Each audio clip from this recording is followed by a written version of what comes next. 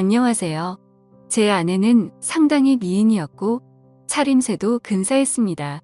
바로 아내에게 반했고 반년 정도를 아내에게 끈질기게 구했습니다. 아내는 처음엔 정중히 그리고 냉정히 저를 거절하였지만 지극정성을 다하는 제게 어느 순간부터 마음을 열었습니다. 결국 아내와 연인 관계가 되었고 정말 많이 사랑했습니다. 처음엔 일방적이었지만 아내도 성실한 제 모습을 인정해 주었고 세상 부러울 것 없는 커플이 되었습니다. 아내와는 2년 남짓의 짧지만 불꽃 같은 연애를 했고 결혼하게 되었습니다. 세상 부러울 것 없는 남자가 된 듯했습니다. 결혼 당시 형편이 넉넉지 않아 대단한 곳으로는 못 갔고 남들 다 간다는 셈으로 신혼여행을 갔습니다. 뭐 그래도 처음 겪는 외국의 풍경을 눈에 담는 것조차 가슴이 벅찼고 저희 부부는 그것조차 감격스럽습니다. 뭐 제 생각이지만 아내는 다를 수도 있었겠네요. 그래도 별탈 없는 신혼여행을 보냈고 거기서 첫째를 갖게 됩니다. 지금 생각해도 아이는 제 축복이고 제 인생의 절반 이상을 차지하는 소중한 존재입니다. 신혼여행을 다녀온 뒤 임신한 아내는 직장을 그만두었고 전업주부의 길로 들어섭니다. 활동적이고 사교적이었던 아내의 입장에서는 상당히 힘들었을 수도 있었겠네요. 무료하다는 이야기를 종종 했었으니까요. 저는 결혼 전부터 식당을 운영하고 있었습니다. 김치찌개집이었는데 어머니 손맛이 상당히 좋아 그 비결을 이어받아 가게를 내었고 장사를 하게 되었습니다. 장사는 잘 되었습니다. 20평 남짓의 작은 가게라 많은 수입이 있진 않았지만 그래도 남들 먹고 사는 정도 이상은 벌었던 것 같습니다. 사실 제가 가방끈이 조금 짧았고 이 정도 벌이에 안정적인 삶을 살 수 있다는 것에 감사하며 살았습니다. 임신한 아내와 뱃속에 있는 아이를 생각하며 열심히 장사를 했습니다. 그리고 신혼여행 10개월 후 저희는 세상에서 가장 빛나는 보석을 얻게 됩니다. 너무 사랑스러웠어요. 저에게는 아내와 아이가 동기부여가 되었고 2호점까지 내게 됩니다. 2호점은 1호점에 비해 10평을 늘려 30평 정도로 크게 했고 마찬가지로 장사는 잘 되었습니다. 저 역시 많이 바빠졌네요. 아내는 출산하고 종종 가게에 아이를 데려와 도와준 적이 있긴 했지만 아이가 기어다니기 시작하면서부터 거의 오지 못했습니다. 그러다 둘째를 임신하였고 저와 아내는 서로의 역할을 충실히 하기 위해 가게와 육아를 분리했습니다. 그러던 중 둘째가 태어났고 별탈 없는 일상을 지내던 중 아내의 외도를 발견했습니다. 대학 시절 같이 학교를 다녔던 선배였더군요. 아이들이 유치원과 어린이집에서 돌아오면 직원에게 가게를 맡겨두고 육아를 도우러 집으로 돌아왔습니다. 아내는 취미 생활을 해보겠다고 테니스와 수영을 등록했고 제가 집으로 오면 나갔습니다. 주 3회 정도 되었던 것 같네요. 아내는 외출을 하면 자정을 기본으로 넘어 들어왔습니다. 무슨 수영 강습이 그리 오래 걸리냐고 물어보며 강습 후 모임이 있다거나 친구를 만난다고 둘러댔습니다.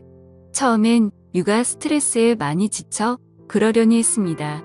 오히려 잘 놀다 오라는 말까지 했습니다. 가게 2개를 운영하며 잘 못 챙겨준 것도 미안했으니까요.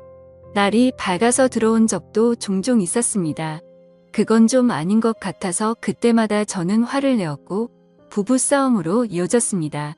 그러던 중 종종 들르는 인터넷 커뮤니티에 다른 사람이 작성한 아내의 불륜 사연을 보았고 그때부터 찜찜한 기분이 들었어요. 어느 날 와이프 핸드폰을 몰래 보았습니다. 한 남자와 주고받은 카톡이 있었습니다. 내용을 보니 가관입니다. 그 남자의 은밀한 사진과 아내의 은밀한 사진들이 교차되며 대화가 오갔고 차마 입에 담기 힘든 낯뜨거운 대화들이 담겨져 있었습니다. 세상이 그렇게 믿었던 아내의 불륜이 이렇게 제게도 찾아왔습니다. 주저앉았고 망연자실했습니다. 한참 허공을 바라보다가 화가 치밀어 다 뒤집어 엎어버릴까 하다가 차분히 생각할 시간을 가졌고 다음날 아내에게 조용히 말을 꺼냈습니다. 와이프는 당돌하게도 외도 사실을 순순히 인정하네요. 아니라고 해명이라도 하길 바랐는지도 모릅니다. 뭐 증거가 그리 나왔으니 발뺌하기도 어려웠겠지만요. 아내를 다그쳤고 저는 남자를 만났습니다. 카톡 내용을 들이밀었습니다. 그 남자도 처음 겪는 일이고 무서웠는지 저한테 있었던 일을 다 말해주더군요. 대학 선배였고 졸업 후 과 모임에서 만나 정을 키웠다고 합니다. 물론 아내가 애 딸린 유부녀인 것도 모두 알고 있었고요. 이야기를 들어보니 이 두 년 놈들 대단합니다. 가장 황당했던 사건은 주말에 저는 일이 있어서 못 갔던 여행을 그 남자와 아내 그리고 저희 아이들과 같이 갔답니다. 경기도 외곽에 펜션을 잡아 마치 아무 문제 없는 부부처럼 아이들과 함께 놀았고 심지어 1박을 하고 왔습니다. 당시엔 제가 일이 있어서 너무 미안해했고 친구네 부부와 간다고 하여 아무 의심 없었거든요. 그런 줄로만 알았었는데 아이들 입단속을 얼마나 잘 시켰는지 저는 전혀 모르고 있었습니다. 심지어 아내에게서 교차 체크한 결과 그날 부적절한 행위까지 했다고 자백받았습니다. 어떻게 사람이 이럴 수 있을까요? 아이들을 방에 재우고 다른 남자와 바람을 피울 수 있는지 지금 생각해보면 이건 도저히 사람으로서 용서가 안 되는 일이었지만 무릎 꿇고 사과하는 아내에게 그간의 정이 남아있어 바보 같게도 저는 용서를 해주고 맙니다. 제가 등신이 많네요.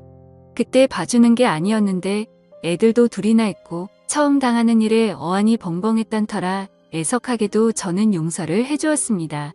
미친 듯이 화가 났지만 그래도 아내를 너무 사랑했습니다. 모든 게 못난 제 탓이려니 했고 앞으로의 미래만 보고 원상태로 돌리려 많이 노력했습니다. 주말이면 아내와 아이들과 함께 매주 놀러갔고 의식하지 않으려 그간의 일들을 입 밖에 꺼내지도 않았습니다. 아내도 많이 달라지는 듯 했고 자정이 넘어서에 들어오던 위험한 외출은 거의 없어졌습니다. 시간이 지나니 일주일에 한 번 정도는 늦게 들어오는 날이 있었으나 설마 또 그렇겠냐는 아니란 생각을 했네요. 그러다 또 사건이 터졌습니다. 어느 날 아내는 저에게 한증막에 다녀온다고 기다리지 말라고 톡을 보내왔습니다. 순간 너무 찝찝했는데 용서했다고 하나 그 당시의 일을 완전히 잊지는 못했던 것 같습니다. 예전에 와이프 폰에서 보았던 모텔로 애들을 재우고 무작정 가보기로 했습니다. 카카오 택시의 이용 내역에서 발견한 곳입니다. 남양주에 있는 한 숙박업소였습니다. 전 그곳 주차장에서 아내의 차를 발견하고 말았습니다. 이런 기막힌 우연은 어떻게 딱 들어맞는지 왜 또 이런 시련을 또 겪어야 하는지 너무 아팠습니다. 주차장에 나란히 세워져 있는 또 다른 차가 굉장히 의심스럽더군요. 상대방 차는 벤츠였고 아내 차는 아우디였습니다. 아내에게 차를 중고로 뽑아준 지 보름도 채 안 되었을 때 이 사건이 터져버린 것입니다. 나란히 그 두 대의 차를 핸드폰으로 찍어놨습니다.